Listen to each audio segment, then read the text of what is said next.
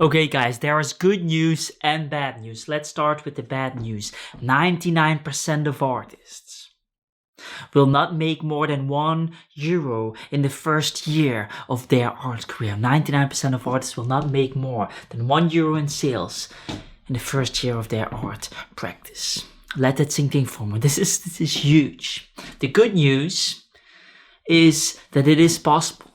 You can make a living from doing what you love and getting everything you want. Appreciation from your family members, the people that are close to you, selling your art, making art as a profession, and perhaps getting the girls, whatever you want. It's all possible. But it's gonna be hard.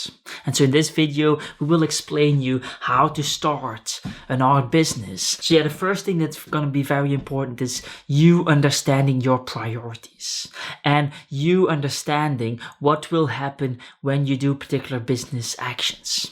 For example, getting featured in famous magazines like Vice, Frieze, Fubi, stuff like that.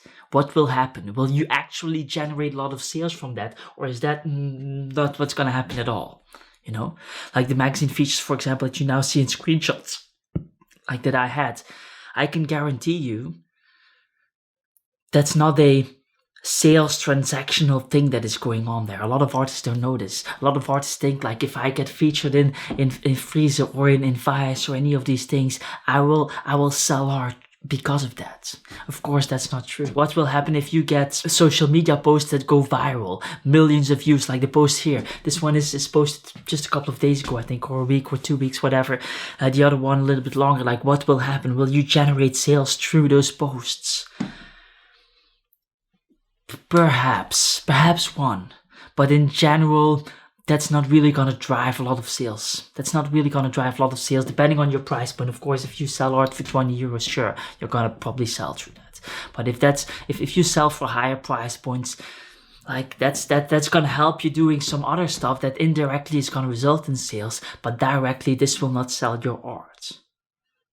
And so there are a lot of practices there are a lot of things that you can do, actions that you can undertake.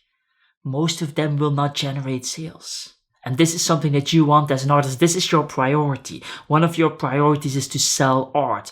One of your priorities is not to be able to present yourself as an amazing artist. You know, a lot of artists are insecure, and that's why they are going for these magazine features. That's why they are going for prizes, trying to win prizes and awards. That's why they try to get a lot of likes on social media, not realizing that those things will not generate sales. Indirectly, perhaps, depending on how you use them, but on themselves will not generate sales. And so how should you use those things? Let's take, for example, magazine features. If you look at one of my landing pages, screenshot somewhere at this moment, you see that in a particular spot in that landing page, you see those magazine features. And so people who come on that landing page, they get that authority building aspect on the website where they see like, hey, this stuff is being featured in those magazines. And that will make the sales transaction way smoother for them. Now they trust the website more. Now they trust the artist more. And so if you use it properly, you can indeed or make sure that those things help you generate sales. But on themselves, they will not do anything. And so this is crucial. Understanding your priorities matters. For most artists, the priority is sales. That's basically the only priority for most artists. And so ironically, it's not making art. It's not social media. It's not getting featured in magazines. It's none of those things. It's not making your website look aesthetical or anything like that. None of those things. Sales, that's a priority. Think about that. Now, let's go further. The second thing that I want to mention is something that I struggled with in the beginning. I believed in this romantic ideal of the artist. I actually believed that it was possible to create something that was so beautiful, so intellectually stimulating, so magnificent that it would sell and market itself automatically. I actually did. When I was younger, I believed that the music of Mozart was not marketed, but it came to us because it was so fucking good. Because it was such a genius talent, that it was so good that just everybody started to listening to it. Everybody started to, because it was so good. And so in my ideal romantic philosophy or perception of life, I thought that if it is good, it will somehow rise above and it will somehow survive. That is completely BS. That is completely BS. There has been no amazing work of art that we remember that has not been marketed. Mozart, Da Vinci's, the books of Goethe, the whatever painting that you want to refer to, all of it was marketed. All of it was marketed and branded, and there was work and effort put into that marketing advertisement aspect of it. And so you have to let loose of that ideal. Like, you're not going to create something that will be good enough to somehow sell or market itself automatically. That just doesn't happen. It doesn't happen. Quality does not rise above. It doesn't. Think about it.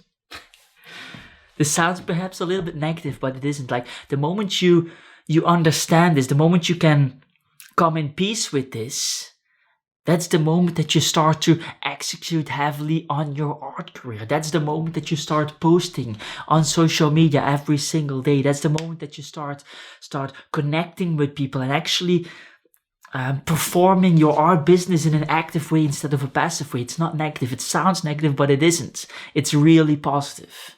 My life definitely changed in the positive once I made peace with that aspect, with that reality. The third thing that I want to mention is kind of in line with the second one, but there's an important distinction that needs to be emphasized. So artists who make art and sell art, they don't exist. There is no artist that makes art and sells art. What do I mean with that? Is that there is no artist who just does those things. Stepping into the art business, trying to start your art business is understanding what that actually means. And it means the following thing. An artist is not somebody that just makes art and sells art, but is somebody that will do network management, that will do marketing, that will sell art and then afterwards do customer service and will do packaging and shipping.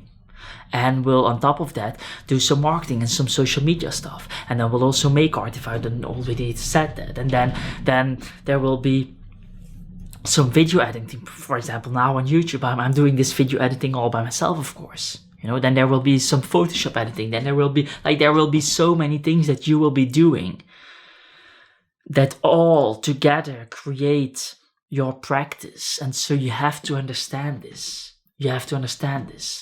That there's just a lot that goes into it.